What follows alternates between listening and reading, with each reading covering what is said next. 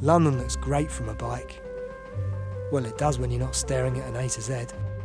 It can be hard for cyclists to navigate in the capital because its cycle network is like a maze, with thousands of kilometres of routes and a lack of reliable signs showing how they all connect.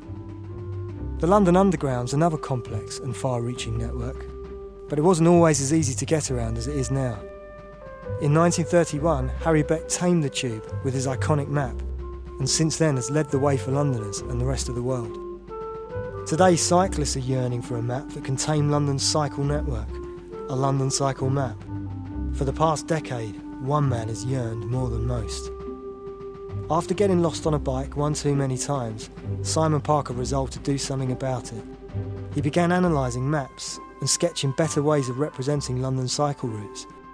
Excited by the possibilities, he soon decided to quit his college course and took a job as a minicab driver to get to know the capital inside out. Over time, he succeeded in identifying an incredible pattern in London's existing cycle network and produced a groundbreaking map that could change the capital forever. Instead of a tangled spaghetti of cycle routes, Parker saw a collection of long, straight ones, evenly dissecting the capital like waves running in parallel along the axes of a compass.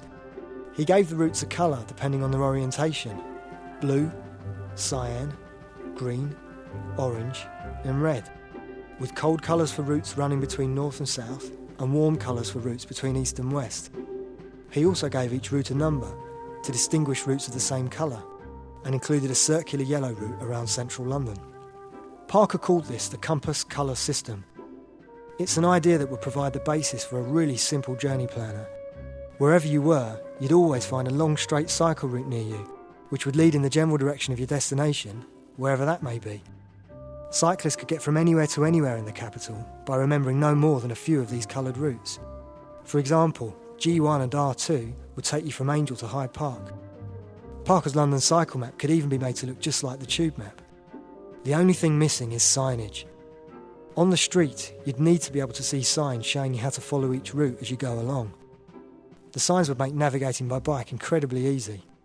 Because routes of the same colour never cross each other, most of the time you just have to look out for signs of one colour with the odd route change just like on the tube.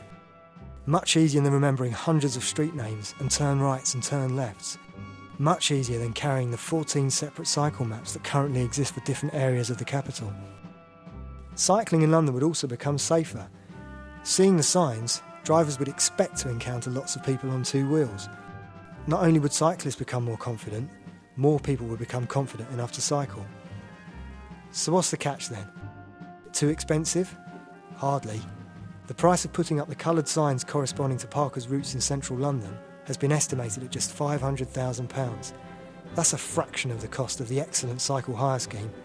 Yet a London cycle map is exactly what people need to be able to make the most of Boris's bikes.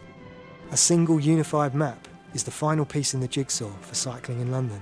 And the best part is, getting around in London will become virtually free, making it possible for many more people to participate in the economy in difficult financial circumstances, whether starting a business or looking for a job.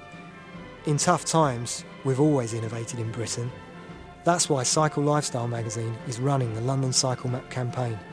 We want London to lead the world again in time for the 2012 Olympics by implementing a single London cycle map based on Parker's ingenious system, making the capital a greener, healthier and happier place. Let's show the world London's true colours.